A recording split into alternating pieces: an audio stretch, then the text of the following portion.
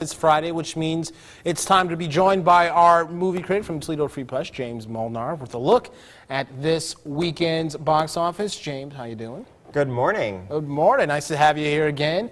And we've got two movies on the agenda this one for the kids and one not so much, all right? The first Probably not. No, you probably don't want to send your kids to the next one.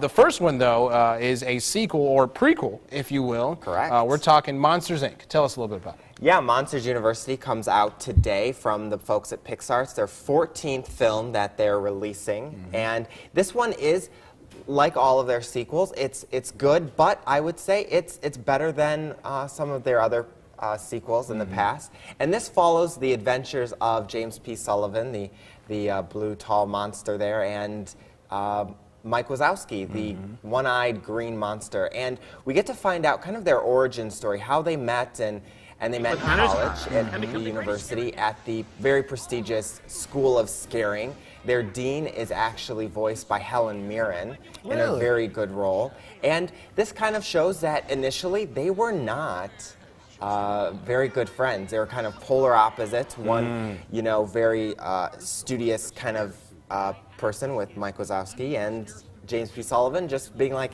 hey, I'm tall and scary and I just roar, and what do you need to study about that? So they kind of go back and forth in figuring out what they, you know, how they're going to learn and how they're going to grow up. And I really enjoyed this. 4 out of 5 stars. 4 out of 5.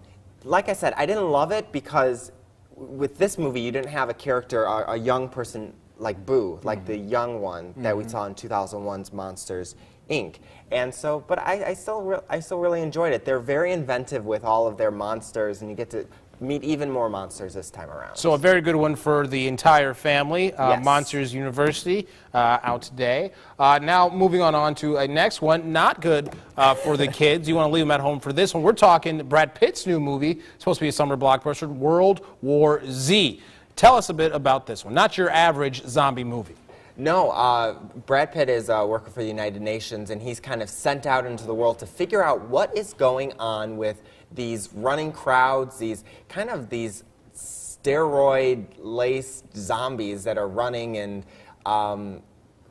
you're just not quite sure what to expect with this movie. And of course, he has a family. He's trying to protect his family. And the critics are saying that this one is not bad. It's entertaining, but it's also not kind of as disposable as most summer blockbusters. So you might actually get something that stays a little more than some of the other blockbusters that can be forgettable a few minutes after you leave the theater. Right, and it takes the kind of concept of zombie movies or zombie features as we know it, and it kind of reimagines them a little bit. These aren't your average zombies, as we were saying. They move a lot faster. They're a lot scarier, maybe, than some of the other ones are. Yeah, and you definitely don't want to encounter them, and so he's kind of sent out to figure out, how can I save the planet and also figure out what is actually going on and save my family. All right, sounds good. So what is your pick for the weekend? Obviously two very different movies, but if somebody had $10 in their pocket, where are you going? Well, I really liked, if you're a Monsters, Inc. fan, go see not World War Z, go see Monsters University. And if you're a zombie fan, of course, you got to go with the Brad Pitt actions. Something for everyone. All right, James Molnar, thank you very much. Our film critic here, thanks so much for joining us.